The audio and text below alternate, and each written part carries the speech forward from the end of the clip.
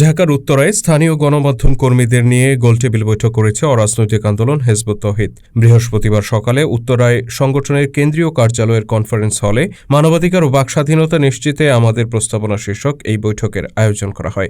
এ সময় মূল প্রতিপাদ্য উপস্থাপন করেন হিজবুত তৌহিদের শীর্ষ নেতা ইমাম হোসেন মাহমুদ সেলিম। তিনি বলেন, পশ্চিমা বিশ্বের অনুকরণে বাংলাদেশের চলমান রাজনৈতিক ব্যবস্থা ও রাষ্ট্র কাঠামো মানুষের মানবাধিকার ও বাকস্বাধীনতা নিশ্চিত করতে ব্যর্থ হয়েছে।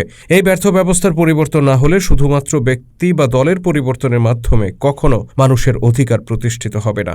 তিনি সামগ্রিক জীবনে মানবরচিত বিধানের পরিবর্তে আল্লাহ প্রদত্ত জীবন ব্যবস্থা প্রতিষ্ঠার আহ্বান জানান। একই সাথে উগ্র মতাদর্শের সমালোচনা করে তিনি বলেন, লেবাসধারী কিছু মানুষের উগ্রবাদী কর্মকাণ্ডে ইসলামের বদনাম হচ্ছে।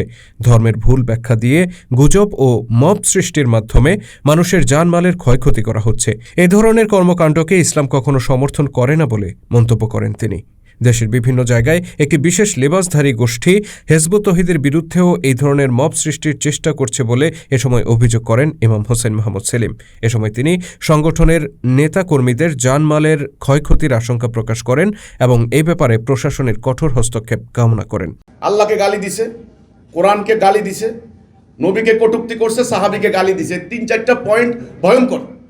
এই 3-4টা পয়েন্ট যদি কারো উপরে ট্যাগ লাগিয়ে দিতে পারেন তো তার বাড়িঘর শেষ, তার বাড়িঘর শেষ।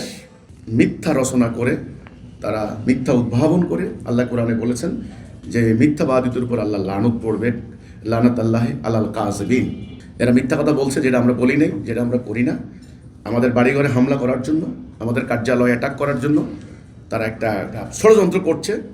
সাধারণ সরল ধর্মপ্রাণ মুসলমানদেরকে উস্কানি দিয়ে তারা একটা মব সৃষ্টি করে জনতার আড়াল হবে, তারা এটা প্রচার করবে। তৌহিদি জনতা করেছে, আমরা না, ওদেরকে পাওয়া যাবে না। কিন্তু হিজবুত তৌহিদের যুগ্ম সাধারণ সম্পাদক ডাক্তার মাহবুব আলম মাহফুজের পরিচালনায় অনুষ্ঠানে আরও উপস্থিত ছিলেন সংগঠনের যুগ্ম সাধারণ সম্পাদক মোহাম্মদ মশিউর রহমান, রুফাইদা পন্নী ও SM শামসুল হুদা, ছাত্র কল্যাণ বিষয়ক সম্পাদক মুখলেসুর রহমান সুমন, উত্তরা প্রেসক্লাবের সভাপতি আলাউদ্দিন আল আজাদ, সহ সভাপতি মোহাম্মদ রিপন মিয়া, দৈনিক যুগান্তরের আরিফ হোসেন চৌধুরী, মানবকণ্ঠের স্বপন রানা, জায়জাই দিনের জাহিদ হাসান, খোলা কাগজের মাহফুজুল আলম খোকন, গণকণ্ঠের নিজাম উদ্দিন, ভোরের পাতার আবদুল্লাহ আল নোমান, চ্যানেল এর মামুনুর রশিদ রানা, এশিয়ান টেলিভিশনের ফরিদ আহমেদ নয়ন প্রমুখ।